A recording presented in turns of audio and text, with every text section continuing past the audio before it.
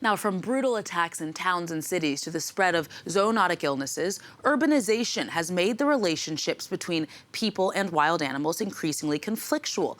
But in some rare cases, humans and wildlife do coexist peacefully, if not rely on one another, almost in the way that babies would their parents. In the film The Elephant Whisperers, Kartiki Gonsalves documents the intimate relationship between a couple of humans and two orphaned elephants in southern India. And her film was nominated for an Oscar award in the short documentary film category. She joins us now for perspective. Kartiki, thank you so much for joining us today. Thank you so much for having me. This is very special. Now, before we get to the meat of your film, how did you come to take interest in the relationship between the two caretakers, Belly and Bowman, and the elephants? I actually grew up in this very space, and this is the place that I call home. The first time I ever went to this reserve was when I was 3 years old. And since I'm a natural history photographer, I've actually walked through the very forests and experienced tigers and leopards and wild elephants on foot. Now, the film centers on two members of the indigenous Katsunaikan people. Can you tell us more about the community and the relationship to the forest, even their role in conservation? Bowman and Belly are Kartanayakas. The Kartanayakas are a forest tribe that inhabit the heart of the forest of the Western Ghats of South India. Their homeland now falls in the states of Kerala, Tamil Nadu, and Karnataka. Originally hunters-gatherers, some are specialized in the areas of honey collection and also elephant care. And Bowman's father was an elephant carer, and this got passed down from his grandfather to his father and now to him.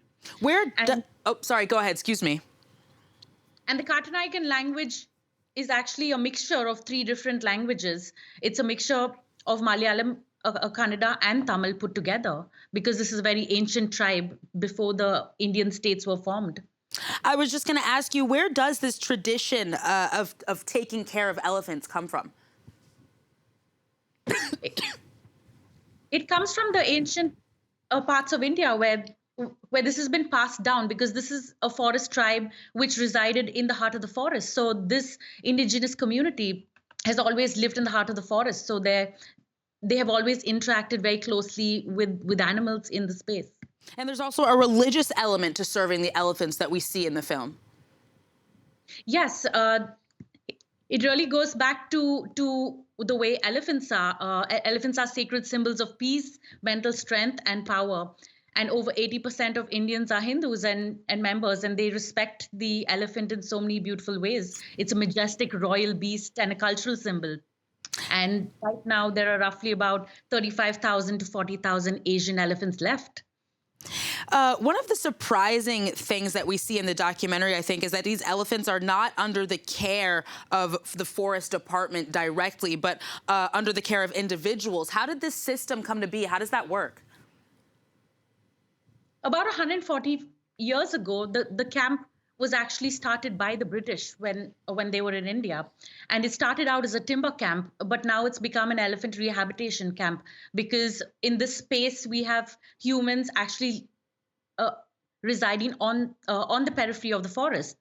So the indigenous communities work alongside the forest department to help protect the landscape that they live in.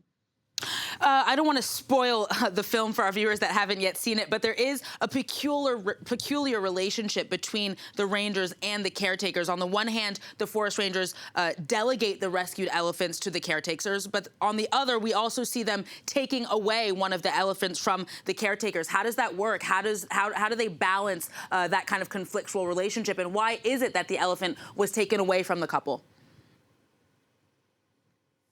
So Raghu was actually transferred to another caregiver, which is in the same location, because calves, especially males, as they grow older, need to learn from their peers and not just from their parental care. So in other words, junior elephants basically go into something which is like adolescency.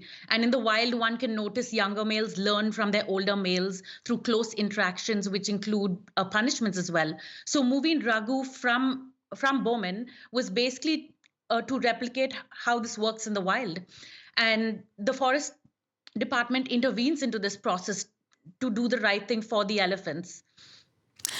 Climate change and deforestation are just subtly weaved into the story. How have they more explicitly, in your view, affected the habitats of elephants and other wild animals that are native to that area, and even the living conditions of people in southern India?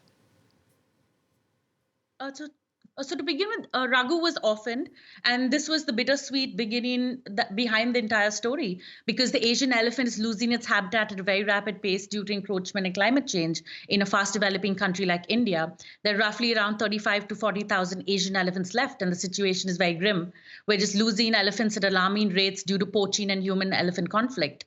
And that's how this all began. So the Forest Department and the indigenous people are working very closely with one another to help protect the space that the elephants live on.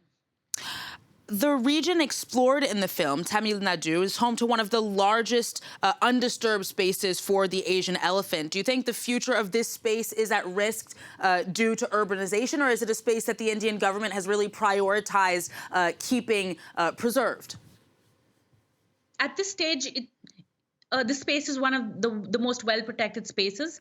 In fact, all three states are doing the maximum that they can in all aspects. And they really put indigenous people at the forefront because they have all this wonderful ancient knowledge that protects the land.